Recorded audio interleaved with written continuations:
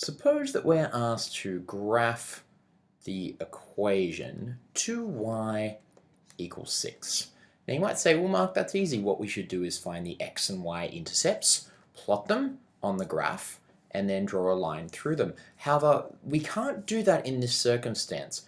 We can usually find the x and y intercepts so long as our linear relation is of the form ax plus by equals c, where a, b, and c are all non-zero. However, here we have an equation where effectively the a component here is 0. So because of that, we can't use x and y intercepts to solve this. Instead, the easiest way is to simplify this. So let's put this into this form, y equals 3, just by dividing both sides by 2. And then let's just sub in a few values and see if we can get a few points. You might remember with linear functions, if we can find 2 points on the graph, we can draw a line between those 2 points, wherever those 2 points be, and that will represent the linear relation. So let's examine what happens, say, when x equals 0 in this equation. Well, when x equals 0, it's quite clear here that y equals 3. In fact, it seems that whatever x equals y equals 3. So that would be the point 0, 3. Let's plot this on the graph here. Let's say that this point here is 0, 3. Okay, well, let's try plotting another point. What happens when x equals 3? Well, when x equals 3, y still is equal to 3. So we can represent this in coordinate form as 3, 3. We can plot this here as well. Let's say that this point is 3, 3. So x equals 3, y equals 3.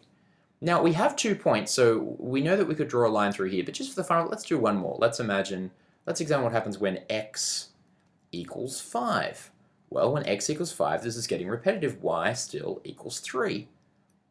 So here we'd have the point 5, 3. And we could draw that point here, where this is 5, 3, say. This is assuming here that this is 3, this is 5, and this point here is 3.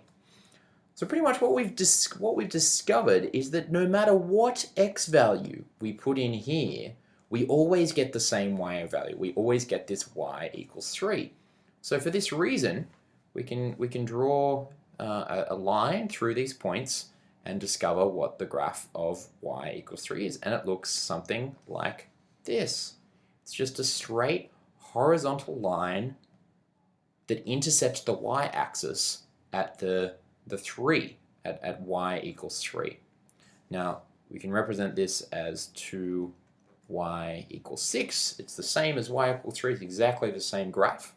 And that's how we figure out these types of special cases where a equals 0.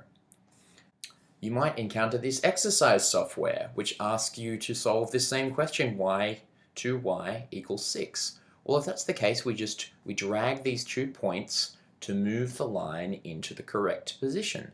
So we can drag this point to 0, 3, which we found was a point that was on this line.